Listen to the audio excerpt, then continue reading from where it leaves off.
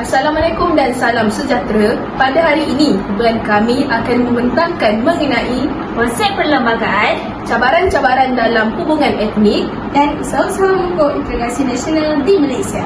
Jadi, mari kita lihat video yang telah disediakan.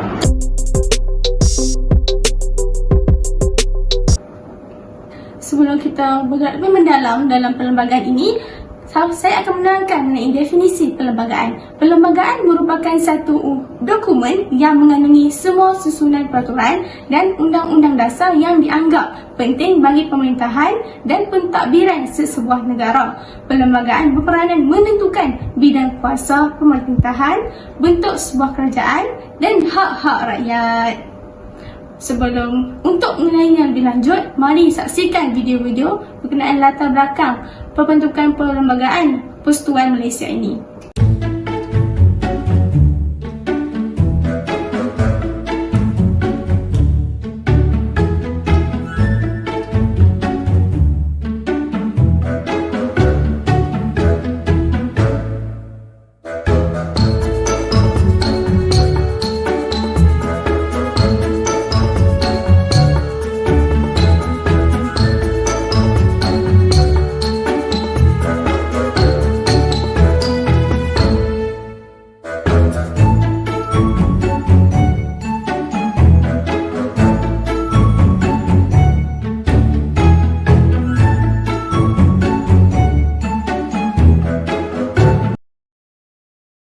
Latar belakang Perlembagaan Persekutuan. Perlembagaan Persekutuan Tanah Melayu telah digubal oleh sebuah Suruhanjaya Perlembagaan yang ditubuhkan pada bulan Mac 1996. Suruhanjaya ini diketuai oleh Lord Reid dan dianggotai oleh 4 orang hakim dari negara Commonwealth, iaitu Sir Ivor Jennings dari Britain, Sir William Michael dari Australia, Hakim bin Malik dari India dan Hakim Abdul Hamid dari Pakistan. Suruhanjaya ini mengemukakan rangka Perlembagaan Persekutuan Tanah Melayu yang merdeka pada bulan Februari 1957. Rangka perlembagaan ini seterusnya dikaji oleh sebuah jawatan kuasa kerja yang mengandungi 11 orang ahli, iaitu 4 orang wakil Raja Melayu, 4 orang wakil Parti Perikatan, Pesuruhjaya Tinggi British, Setiausaha Persekutuan dan Peguam Negara. Setelah melalui pelbagai proses perbincangan dan penelitian, rangka perlembagaan itu kemudiannya dibentangkan dalam mesyuarat Majlis Undangan Persekutuan dan diluluskan pada 15 Ogos 1997. Akhirnya, perlembagaan telah dikuatkuasakan pada 7 Ogos 1997. Perlembagaan Persekutuan kini mengandungi 193 perkara yang terbahagi kepada 15 bahagian. Perlembagaan ini mengandungi pelbagai perkara seperti kuasa kerajaan, persekutuan, beberapa peruntukan tentang kewarganegaraan, agama rasmi dan sebagainya.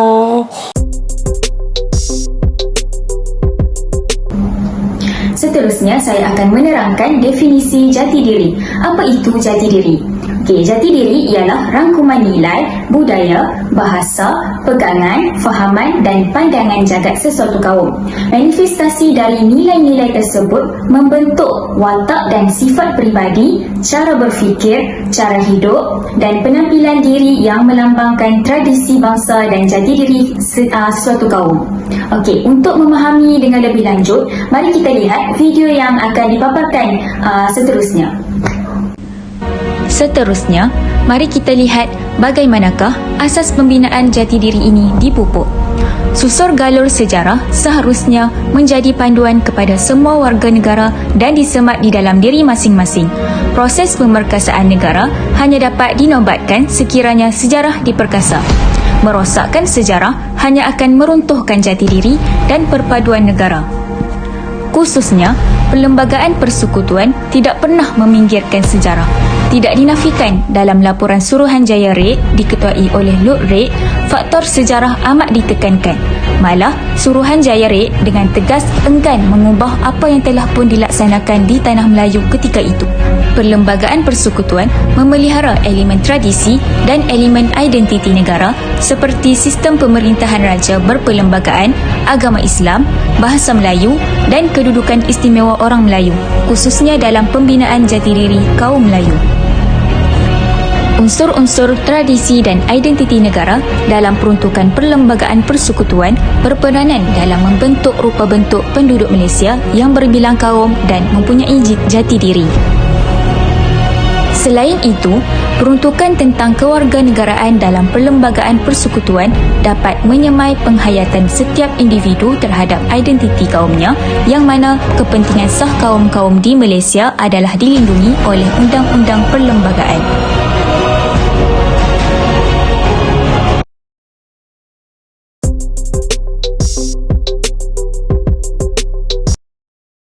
Saya akan terangkan dahulu mengenai definisi negara bangsa. Definisi negara bangsa. Masyarakat menukung satu bangsa dan satu negara yang tegak di atas satu identiti negara yang sama yang dimanifestasikan oleh pemikiran, nilai-nilai sosio-budaya, lambang-lambang dan sentiasa berpegang kepada jiwa kemanusiaan dan kerohanian yang tinggi. Bangsa yang bertamadun mempunyai identiti peradabannya yang tersendiri. Untuk mendapatkan maklumat lanjut mengenai definisi mengenai negara bangsa, mari kita sama-sama saksikan video yang seterusnya. Perlembagaan itu sendiri merupakan syarat utama dalam proses pembinaan negara bangsa. Sebuah negara bangsa perlu ada perlembagaan yang luhur dan tinggi kedudukannya. Peruntukan dalam Perlembagaan Persekutuan menggariskan bahawa setiap yang telah diterima sebagai warga negara tanpa mengira kaum akan menikmati pelbagai keistimewaan. Ciri utama sesebuah negara bangsa ialah warga negara yang bersatu dan meletakkan taat setia pada negara yang tidak berbelah bahagi. Setiap warga negara bangsa Malaysia diberi hak dan layanan adil dari sudut perlembagaan. Perlembagaan Persekutuan melalui peruntukan mengenai bahasa Melayu Perkara 152 sebagai bahasa kebangsaan adalah merupakan salah satu langkah ke arah membina sebuah negara bangsa. Hal ini selari dengan salah satu ciri sesebuah negara bangsa yang berkongsi identiti iaitu bahasa Melayu. Walaupun rakyat Malaysia daripada pelbagai kaum dengan pelbagai bahasa ibunda masing-masing, namun masih tetap menuturkan bahasa Melayu sebagai bahasa kebangsaan.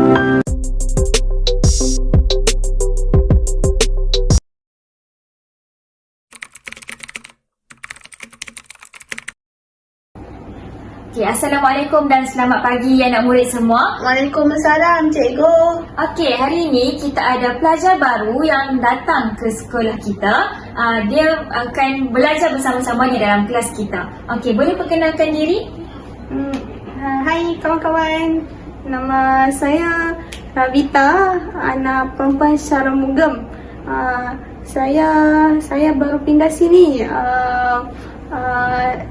Hai. Ravita, selamat datang ke Sekolah Perpaduan Indah.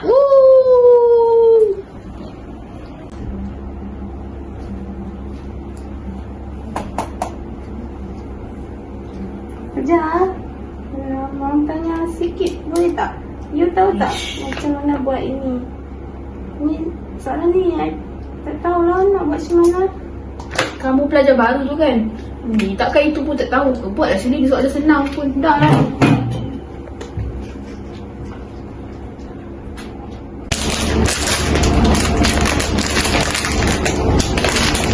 Haziq, datanglah sini makan sama saya.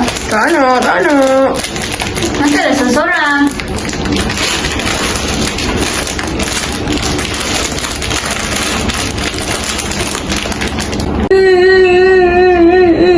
Kenapa ni? Tak ada orang mau kawan sama saya. Semua orang jauh dengan saya. Kenapa mereka buat apa dekat kamu? Saya tanya soalan tak mau jawab. Makan pun tak mau makan dengan saya. Semua tak kawan dengan saya. Ish, budak-budak ni. Cikgu dapat aduan daripada kawan kamu, Rabita, yang kamu semua tak nak kawan dengan Rabita. Betul ke? Mana ada, mana ada. Tipu je tu. Takkan disebabkan dia daripada kaum lain, kamu semua tak nak kawan dengan dia? Tak bolehlah macam tu. Kita ni hidup dalam masyarakat di Malaysia ni, ada pelbagai kaum, Melayu, Cina, India. Semua sama-sama hidup dalam Malaysia ni. Sama-sama membangun negara ni. Takkanlah disebabkan kaum lain je berbeza kaum, kamu semua tak nak kawan dengan dia. Cikgu tak nak lagi lepas ni ada yang memulau kawan kamu, Rabita tu, disebabkan dia kaum lain. Kamu kena kawan dengan dia. Okey, cikgu. Okey. Minta maaf, cikgu. Bukan minta maaf dekat cikgu, minta maaf dekat Rabita. Lim, kau pergi tanya dengan bayi tu. Tak siapa nak tanya? Hai tu, bayi tu. Oi, ini wayang gambar pusing kah? Ha? Ulu pun tersampuk kah? Sudahlah, mari kita balik dah. Ini dia orang semua banyak angin dah. Mari dah. Orang nama saya orang Melayu. Istihadat pun tak tahu. Orang mereka panggil, hoi, hoi, hoi. Saya ni apa? Batu ke? Kayu ke? Alamak, Bengali tu bahasakan kita dah. Memang betul dia cakap. Engkau tu mana ada bahasa. Panggil orang, oi, oi, oi. Bahasa menunjukkan bangsa tau. Dan kau, Din. Engkau juga sama. Tadi kawan tu sampai meludah pun.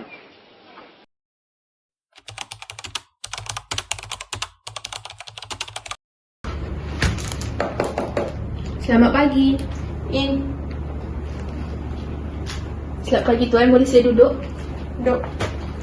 Okey, saya perkenalkan diri saya dulu. Nama saya Siti Hajar Binti Marzuki. Saya berasal dari Ipoh dan saya mempunyai kenderaan yang banyak. Tuan boleh tengok kat sini. Jadi sekarang saya berminat untuk ditemu juga untuk kerja dengan tuan. Jadi saya harap tuan boleh pertimbangkanlah. Ini resume saya.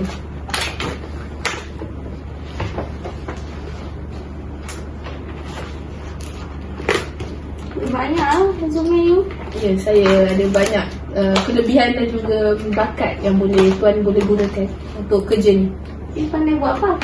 Saya pandai dalam multimedia, ada pelbagai untuk juruteknik tu semua saya boleh buat. Okey. Kita cerita lebih. I mau tanya you.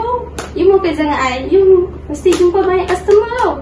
You pandai cakap apa? Saya pandai cakap bahasa kebangsaan kita, bahasa Melayu dengan baik. Pasal Melayu je? Saya bahasa Melayu je. Ayo, Melayu, macam mana you nak mau kerja dengan I? You pandai cakap bahasa Melayu je. Zaman sekarang ni, mau pandai cakap bahasa Cina loh. You ingat bahasa orang Melayu saja membeli dengan saya? Ayo, you boleh bawa ni resume. Tapi you kasih balik. dalam skop kerja ni tak ada pun nak gunakan bahasa Cina. Jadi saya rasa tuan boleh pertimbangkan. Stop. I tak mau dengar lebih lah. You balik, you pergi tanam ubi, you pergi kerja sama you kampung. I tak mau dengar. I mau kerjai ekonomi, mau pandai bahasa Cina. Bahasa Melayu saya juga kerja kat rumah sajalah. You balik. I tak mau tengok lagi mau you balik. In. 早晨好，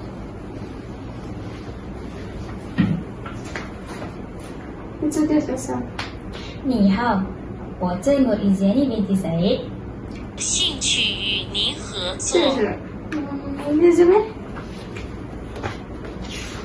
就住在哪里？我住在怡保。说一口流利的普通话。 Cakap ni. You boleh ni saya cakap dengan you. Tadi ada masalah budak Melayu tu kata tak pandai bahasa cakap Cina. Mau kerja dengan saya. Susah lah kalau tak pandai bahasa Cina kan sekarang. Okay. I masuk tengok ke panjang. You esok you datang, you boleh kerja macam biasa. Set. Berdasarkan situasi yang telah dilakukan sebentar tadi, dapat dilihat bahawa berlakunya diskriminasi dalam penggunaan bahasa dan juga pemilihan kaum dalam pekerjaan. Dapat kita mengkaitkan bahawa majikan yang memilih pekerja tersebut lebih mengutamakan penggunaan bahasa tertentu dalam syarat-syarat pemilihan pekerjaannya.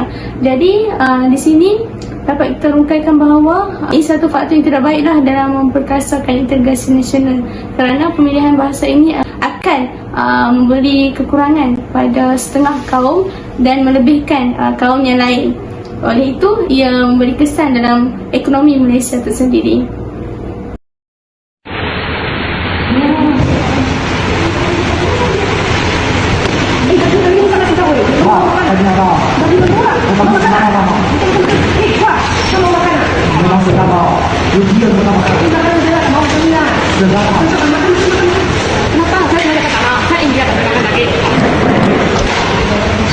Ayo, kesiannya orang India tak boleh makan daging os. Ya, rugilah. Lain kali jangan ajak dia lagi. Leceh betul. Cabaran yang dapat dilihat berdasarkan situasi tersebut ialah kurangnya pemahaman tentang sesuatu budaya. Misalnya, agama Hindu yang tidak boleh makan daging lembu mengikut kepercayaan mereka. Perkara tersebut perlu dihormati oleh kaum lain dan tidak sepatutnya memaksa mereka. Setiap masyarakat perlulah memahami dan mendalami serta mengambil tahu tentang kepercayaan, agama, adat dan budaya sesuatu kaum. Hal ini supaya dapat menjaga sensitiviti dan mengelakkan perselisihan faham. Bertepatanlah dengan pepatah, bulat air kerana pembentung, bulat manusia kerana muafakat.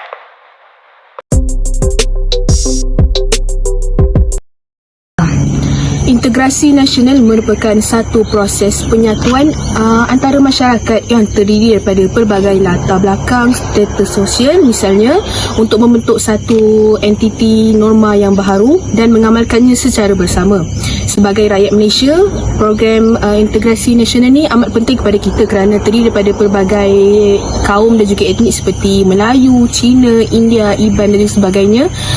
Hal ini penting untuk masyarakat Malaysia dan juga negara sendiri kerana integrasi nasional ini dapat menjamin kemakmuran sesebuah negara itu dan juga menjaga keselamatan kita sebagai rakyat Malaysia untuk jangka masa yang panjang.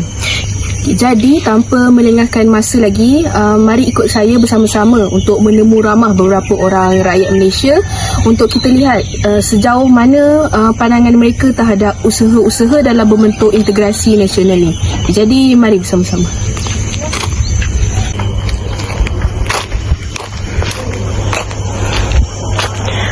Cik.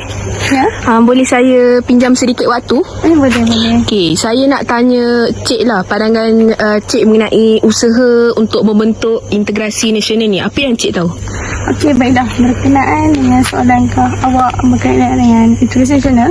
Okey, pada pandangan saya sendiri berkaitan dengan pupukan internasional ini, saya rasa salah satu cara atau usaha untuk memperkukuhkan lagi atau memupuk nasional ini dengan kita melaksanakan rukun tetangga dalam kawasan kediaman. Seperti kawasan kediaman saya ini, bagi membantras contohnya ada masalah seperti masalah jenayah ataupun pecah rumah sebagainya. Jadi pemupukan rukun tetangga ini sangatlah berkesan dalam kita memupuk integrasi nasional seperti yang Cik katakan, dan juga perpaduan di kalangan rakyat ataupun kejiranan berdekatan. Tak kiralah datangnya daripada kaum Cina atau India ataupun apa sebab latar belakang pun, kita bersama-sama menggabungkan tenaga untuk bekerjasama menjaga keselamatan setempat. Dari situ kita dapat sama-sama merangkul ataupun memegang tanggungjawab menjaga keselamatan dan keharmonian setempat. Di sini secara tak langsung pelaksanaan rukun tetangga ini sangatlah berkesan dalam perkasakan integrasi nasional yang telah dikatakan atau ditanyakan oleh Cik tadi. Okey, saya nak tanya sedikit apa contoh aktiviti program rukun tetangga yang ada? Okey, yang paling mudah lah atau dikatakan kan. Contohnya di sini adalah aktiviti kami akan buat rondaan secara berkala oleh rumah-rumah ataupun orang-orang yang telah bertanggungjawabkan bagi membantras sebarang aktiviti-aktiviti yang tak disangka. Mungkin juga ataupun jika hujung minggu kami dapat buat gotong royong di kawasan sekitar, atau mungkin dapat buat kenduri-kenduri bersama-sama dengan tenaga melaksanakan kenduri kendara berdekatan. Jadi di situ kita dapat sama-sama berkomunikasi dan berjumpa dalam satu aktiviti yang telah dirancang. Okey, pandangan yang sangat jelas. Terima kasih Cik mengenai usaha dalam memupuk integrasi nasional itu sendiri. Okey, macam yang kita boleh di sini. Sana merupakan rumah orang Cina bukan? Dan sebelah sana orang India. Dan di sana pula orang Melayu. Jadi memang betul lah apa yang dikatakan Cik ini sendiri mengenai program rukun tetangga tu sendiri merupakan salah satu usaha untuk memupuk integrasi nasional yang sangat baik. Okay, jadi terima kasih saya ucapkan. Terima kasih kerana sudi meluangkan masa. Okay, jadi mari kita temu ramah individu lain. Okay, bye-bye. Terima kasih. Baiklah, seterusnya saya akan cari rakyat Malaysia lain untuk ditanyakan soalan yang sama. Cik. Boleh saya pinjam sedikit waktu? Boleh? Okey, saya nak tanya dengan Cik tentang apa yang Cik faham terhadap usaha untuk memupuk integrasi nasional dalam kalangan rakyat Malaysia. Apa yang Cik tahu? Okey, pada pendapat saya antara aktiviti yang boleh dilakukan untuk memupuk integrasi nasional dalam kalangan masyarakat Malaysia, seperti yang kita tahu konsep rumah terbuka lah. Di negara kita Malaysia mempunyai pelbagai kaum, iaitu Cina, Melayu dan India, dan setiap kaum tersebut mempunyai perayaan yang tersendiri. Seperti yang kita tahu, kaum Melayu mempunyai perayaan Hari Raya Aidilfitri, kaum Cina ada perayaan Tahun Baru Cina, dan kaum India ada perayaan Deepavali. Okey, dari situ kita boleh melaksanakan rumah terbuka antara perayaan-perayaan tersebut. Daripada perayaan tersebut, tuan rumah sendiri dapat mengundang kaum-kaum lain seperti kaum Cina dan India. Okey, dari situ kita dapat lihatlah kaum Cina dan India dapat sama-sama menikmati juadah-juadah makanan-makanan kaum Melayu. Okey, dari situ kita dapat lihatlah kaum Melayu, kaum Cina dan India dapat bergaul dalam aktiviti tersebut. Okey, daripada perayaan tu kan, apa manfaat yang kebaikan yang kita boleh dapat? Okey, antara manfaat yang kita boleh dapat, contohnya jika kaum Melayu yang melaksanakan rumah terbuka tersebut, kaum Cina dan India yang datang hadir di ketika rumah terbuka tersebut dapat mempelajari tentang makanan-makanan tradisional Melayu, sebagai contohnya ketupat, nasi impit, serunding dan sebagainya. Okey, baiklah. Pandangan yang jelas mengenai usaha dalam memupuk integrasi nasional. Okey, jadi macam kita ni Raya Aidilfitri nak dekat, mungkin boleh kan? Sebagai kaum yang di Malaysia ni boleh buat rumah terbuka dan boleh jemput jiran-jiran yang ada kaum Melayu, Cina dan India. Okey, jadi terima kasih saya ucapkan. Sama. Okey. Dalam membentuk muafakat, antara gaya hidup yang menuntut keperluan bermasyarakat ialah adab hidup berjiran. Pastinya di setiap kejiranan ada organisasi yang menjaga kemaslahatan masyarakat untuk mencapai keharmonian. Bagi komuniti Rukun Tetangga Dangi, Negeri Sembilan, sebuah persatuan yang diwujudkan sekitar tahun 1993 ini cukup proaktif dalam memberikan sebarang perkhidmatan kepada masyarakat. Pelbagai usaha dilakukan, antaranya mewujudkan sub-komuniti seperti kejiranan wanita dan belia. Bukan itu sahaja, faktor keselamatan juga dititik beratkan sehingga menumbuhkan skim rondaan yang terdiri daripada penduduk dalam menjamin keselamatan setempat.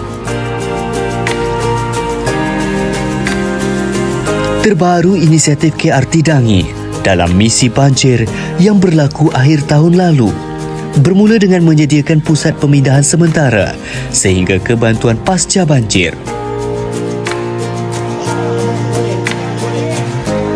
Dengan populasi seramai 2,000 penduduk, pelbagai ragam aduan yang diterima oleh pasukan ini, namun mereka cukup berdedikasi dalam menyelesaikan sebarang permasalahan. Keselamatan komuniti tanggungjawab bersama.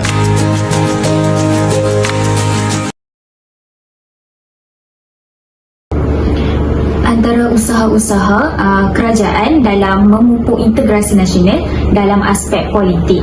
Okey, mari kita lihat dalam aspek politik. Perpaduan politik di Malaysia dapat dilihat bermula pada tahun 1950-an. Sistem kerajaan campuran dari segi kepelbagaian kaum merupakan salah satu cara bagi menggabungkan fahaman politik berbilang kaum dan diperkembangkan lagi melalui sistem politik yang fleksibel. Ini jelas kelihatan apabila munculnya parti perikatan yang merupakan hasil gabungan dengan parti UMNO, MCA dan MIC. Keanggotaan parti komponen dalam parti ini juga semakin bertambah setelah kemunculan Parti Barisan Nasional. Sistem ini juga tidak mengenepikan parti-parti politik di Sabah dan Sarawak yang boleh menyertai kerajaan campuran pada peringkat pusat di Kuala Lumpur. Kerajaan demokrasi juga merupakan satu alternatif untuk mengatasi masalah perpaduan yang wujud. Semua warga negara yang memenuhi syarat dan tidak melanggar undang-undang negara boleh menyuarakan pendapat dan kritikan. Pemilihan calon dan pilihan raya juga adalah bebas dan adil. Calon yang memenangi pilihan raya dengan suara majoriti berhak menjadi wakil rakyat dan boleh menyuarakan aspirasi rakyat melalui Dewan Undangan Negeri atau Dewan Rakyat. Seterusnya, usaha dari aspek ekonomi, iaitu perpaduan ekonomi. Proses perkembangan ekonomi telah dirangka untuk membolehkan semua kaum menyertai semua bidang dan peringkat kegiatan ekonomi. Untuk mencapai hasrat tersebut, kerajaan telah mengambil langkah dengan mengintegrasikan ekonomi. Beberapa dasar pembangunan telah dikubal seperti Dasar Ekonomi Baharu DEB, Dasar Pembangunan Nasional dan lain-lain dasar pembangunan ekonomi negara. Dasar-dasar ini diambil untuk memastikan pembangunan yang seimbang bagi sektor-sektor utama ekonomi untuk membolehkan pertumbuhan lebih sama rata. Tujuan dasar-dasar ini diperkenalkan adalah untuk kerajaan sentiasa berusaha meninggikan taraf hidup rakyatnya. Dasar-dasar ini juga merupakan satu usaha kerajaan untuk melibatkan semua rakyat menyertai pembangunan negara supaya negara boleh mencapai kemajuan yang lebih membanggakan. Dengan terhapusnya gejala perbezaan fungsi ekonomi mengikut kaum akan dapat melahirkan perpaduan dalam kegiatan ekonomi dalam kalangan rakyat berbilang kaum. Hal ini akan meninggikan lagi taraf pembangunan ekonomi negara.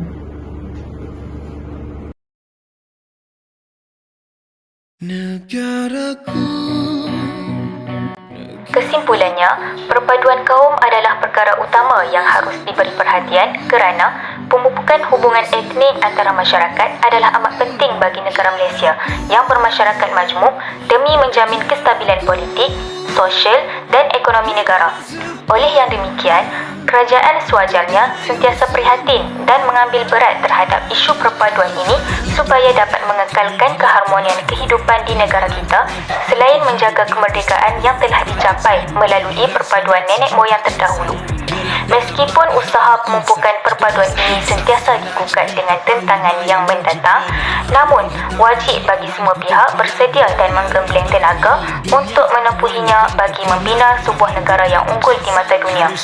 Oleh yang demikian, setiap kaum tidak dikecualikan dalam bekerjasama mencapai usaha yang murni ini bagi menjamin kehidupan sejahtera yang berpanjangan. Kekal sebagai mimpi, semuanya bermula dari sini. Negaraku,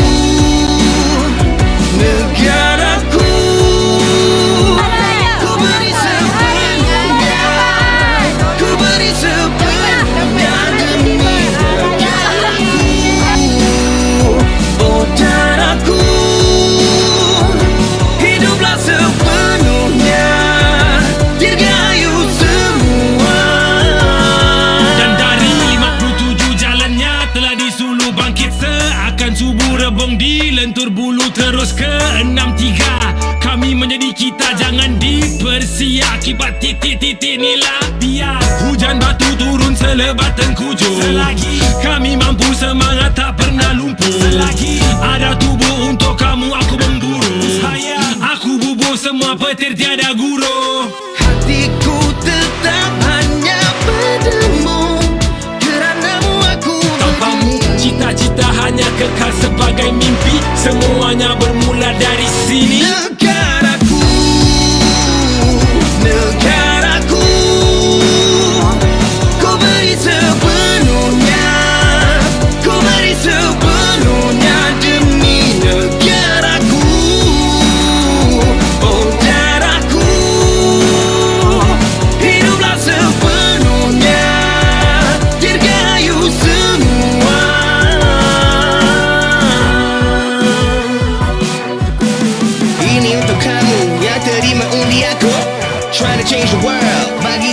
negara baru. Ini bukan negara aku, ini negara kita. Buat je cara kita, buat je cara kita. Negaraku, negaraku.